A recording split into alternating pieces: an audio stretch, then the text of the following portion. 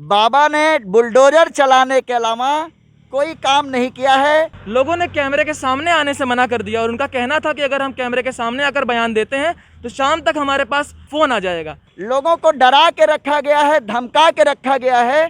इसी डर को खत्म करने के लिए आम आदमी पार्टी पैदा हुई है।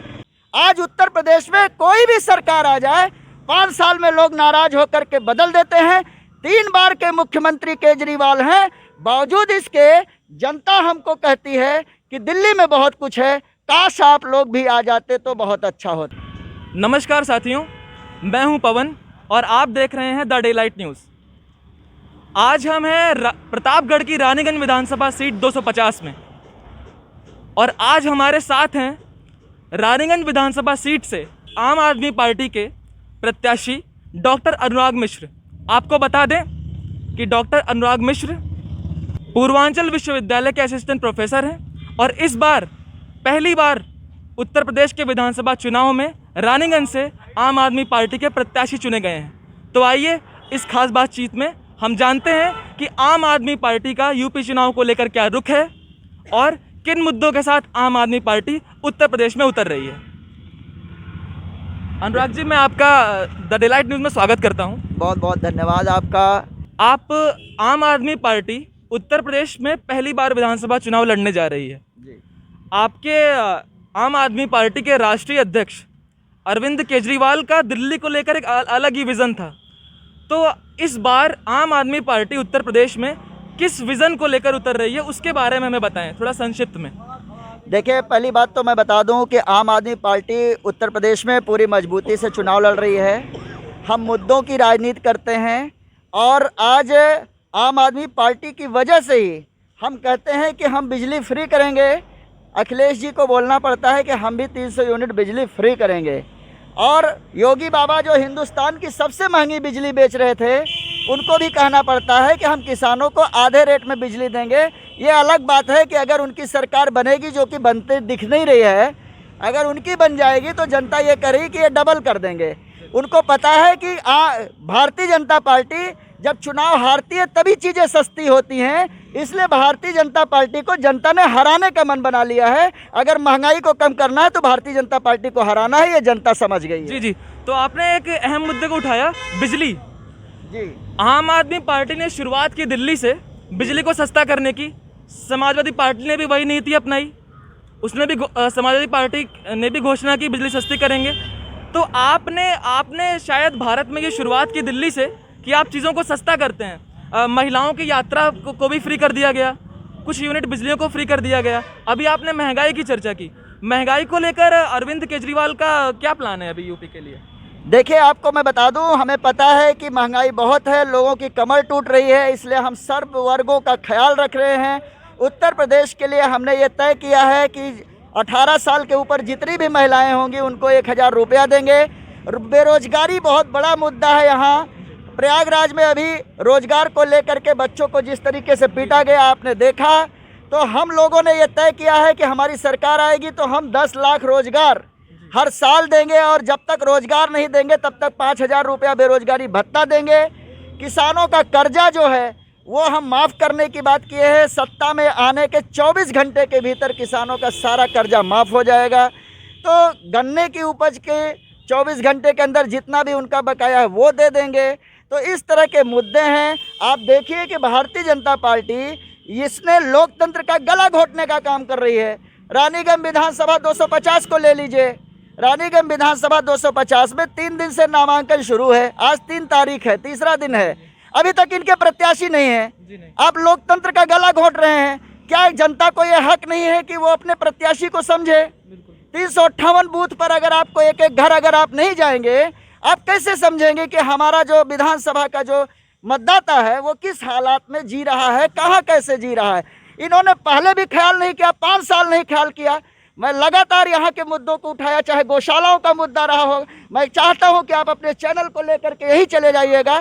इस मुद्दे को मैंने उठाया था। नगर पंचायत में तमाम टॉयलेट आपने बनवाए, गिनती के लिए आपने बनवा दिया, उसमें कमीशन खा लिया, उसमें ताले लटक रहे हैं, आज भी ताले लटक रहे हैं। क्यों लटक रहे हैं? आप शौचालय बनाए हैं ताले लटकाने के लिए। इन मुद्दों को उठाया। गौशालाओं में हर हफ्ते गायें मर रही हैं, सांड पूरे खा जा रहे हैं, जो भी किसानों की खेती है वो बर्बाद हो रही है।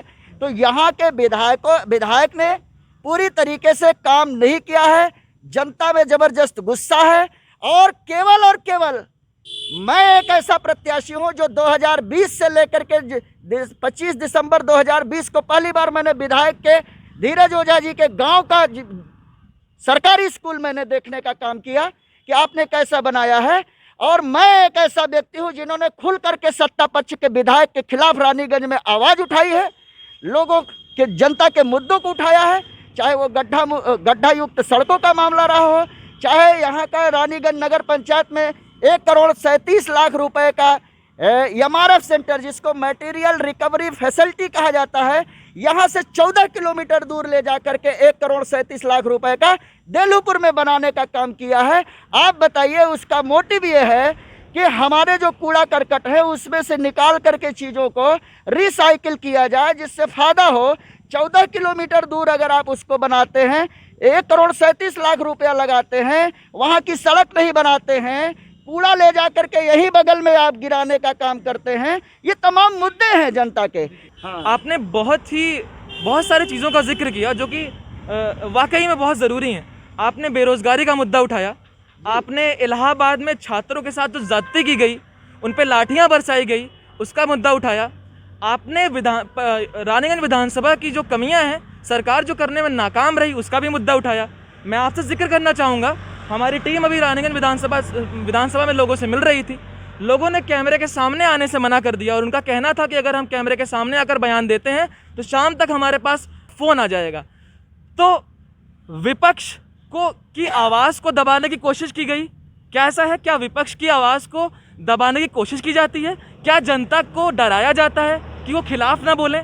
और दूसरी चीज़, आप प्रतापगढ़ में खड़े हैं, प्रतापगढ़ में जितने भी विधानसभाएं हैं, अगर हम रामपुर खास का जिक्र करें, अगर हम पट्टी विधानसभा का जिक्र करें, तो रानीगंज विधानसभा को आप किधर देखते हैं? आप रानीगंज विधानसभा के विकास को कितनी रेटिंग देते हैं? कौन से अंक पर देखते हैं? देखिए, रानीगंज विधानसभा हो या प्रतापगढ़ की कोई भी विधानसभा हो, केवल और केवल बाबा ने बुलडोजर चलाने के अलावा कोई काम नहीं किया है। ये लोग झूठ बोलने वाले लोग हैं, झूठा पार्टी है, भारतीय झूठा पार्टी अगर इसको कहा जाए तो कोई अतिशयोक्ति नहीं होगी। इनके अंदर जिम्मेदारी का अभाव है। जो आपने कहा फ़ोन चला जाता है, मैं 170 पुरवा के एक घर डोर टू डोर में जा चुका हूँ। एकदम सच बात आप कह रहे हैं। इस बार साइलेंट वोटिंग होगी, लोगों को डरा के रखा गया है, धमका के रखा गया है। इसी डर को ख़त्म करने के लिए आम आदमी पार्टी पैदा हुई है। आम आदमी पार्टी के सांसद माननीय संजय सिंह आए थे। यही चौराहा है जिस पे धीरज ओझा जी ने हमारे अपने समर्थकों से हमारी होल्डिंग फड़वाई थी। इनको किसी से डर नहीं लगता। बसपा की होल्डिंग लगी थी, नहीं फड़वाया। कांग्रेस की होल्डिंग लगी थी, नहीं फड़वाया। सपा की होल्डिंग लगी थी, नहीं फड़वाया। आम आदमी पार्टी की होल्डिंग फड़वाया, क्योंकि इनको पता है कि केजरीवाल अगर उत्तर प्रदेश में आ जाएगा तो ये जो करोड़ों रुपए लेकर के जो जातिगत आधार पर वोट बैंक का सौदा वहां बैठ करके करते हैं, वो खत्म हो जाएगा। इनके शटल डाउन हो जाएंगे, टिकटों को बेचने का धंधा बंद हो जाएगा। इसीलिए ये लोग इस तरह के काम डराने और धमकाने का काम करते हैं। आम आदमी पार्टी के वोटर साइलेंट वोटर होते हैं। दिल्ली में भी ये चल रहा था कि नए नए लड़के चुनाव लड़ रहे हैं, ये क्या रिजल्ट देंगे। आपको मैं बता दूं कि हर 5वें घर में एक आदमी है जो दिल्ली में रोजगार कर रहा है, दिल्ली की सरकार से खुश है। आज उत्तर प्रदेश में कोई भी सरकार आ जाए, 5 साल में लोग नाराज होकर के बदल देते हैं। 3 बार के मुख्यमंत्री केजरीवाल हैं, बावजूद इसके जनता हमको कहती है कि दिल्ली में बहुत कुछ है, काश आप लोग भी आ जाते तो बहुत अच्छा होता। आप कह रहे हैं कि अरविंद केजरीवाल यानी कि आम आदमी पार्टी लोकप्रिय हो रही है उत्तर प्रदेश में अब। अनुराग जी, अगर हम रानीगंज विधानसभा सीट की बात करें तो आंकड़े ये बताते हैं कि ये विधानसभा क्षेत्र ब्राह्मण बाहुल्य क्षेत्र है। किसी एक जाति को टारगेट किया जाता है। राष्ट्रीय जो अखंडता होती है, एकता होती है, उसमें जातियों को टारगेट करके लोगों को अलग अलग कर देना, इस पर आपकी क्या राय है? और आम आदमी पार्टी जाति समीकरण को किस नज़रिए से देखती है? देखिए, आम आदमी पार्टी हिंदुस्तान के हर एक नागरिक को केवल और केवल नागरिक के रूप में जानती है। राष्ट्रवाद का चोला पहनने वाले लोग मुंह से भारत माता की जय बोलते हैं और 80-20 की बात करते हैं।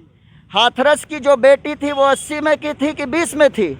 ये बांट करके जो राजनीति चल रही है वो सफल नहीं होगी। उत्तर प्रदेश के लोग कई बार छले गए हैं। उनको अगर हमारा नेता, आज आप देखिए उत्तर प्रदेश में क्या हो रहा है। अगर बीजेपी से टिकट मिल रहा है ले लो, नहीं मिल रहा है सपा से ले लो, नहीं मिल रहा है बसपा से ले लो, नहीं मिल रहा है किसी और पार्टी से ले लो।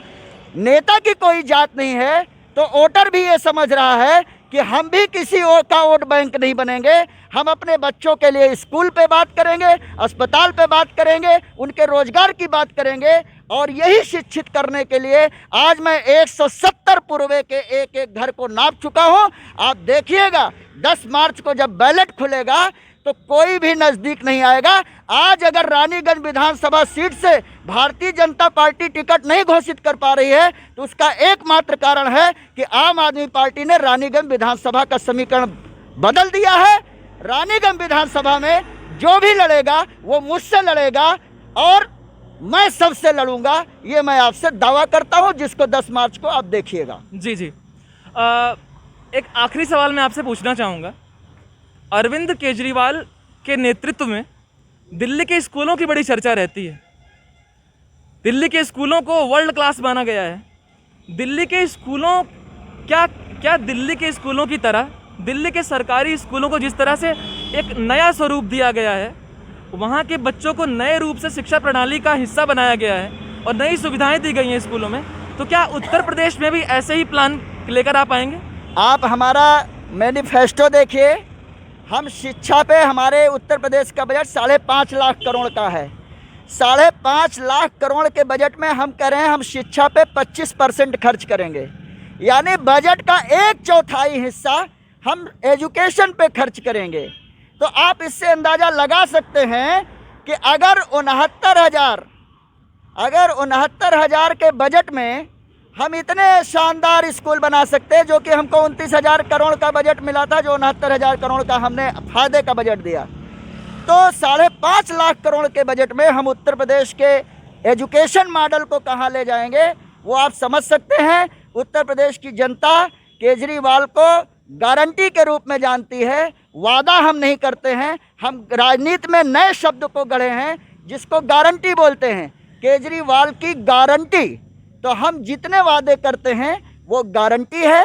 जनता अगर हमें चुनेगी तो निश्चित तौर से जितने वादे हैं वो पूरे होंगे। उसकी गारंटी कार्ड बाकायदा बना करके हमने जनता को दिया है। चलिए, और डॉक्टर अनुराग जी, मैं आपका अपना समय देने के लिए मैं आपका बहुत बहुत शुक्रिया अदा करता हूँ। बहुत बहुत धन्यवाद आपको। और मैं आपको इसलिए भी धन्यवाद करता हूँ कि आप इसी तरह से देश की राजनीति में परिवर्तन लाइए और सबको समान अवसर दे करके सारे लोगों के मुद्दों को रखिए, ताकि मुद्दों की राजनीति उत्तर प्रदेश में हो, न कि किसी जाति और धर्म की बात हो। जी बहुत बहुत धन्यवाद। साथियों, तो ये थे हमारे साथ रानीगंज विधानसभा सीट 250 से डॉक्टर अनुराग मिश्रा, जो कि आम आदमी पार्टी के प्रत्याशी हैं। इस बातचीत को लेकर आपके कोई सवाल और आपकी कोई राय हो तो हमें कमेंट बॉक्स में ज़रूर बताएं। मैं हूं पवन, द डे लाइट न्यूज़, आपके अधिकारों की आवाज़। धन्यवाद।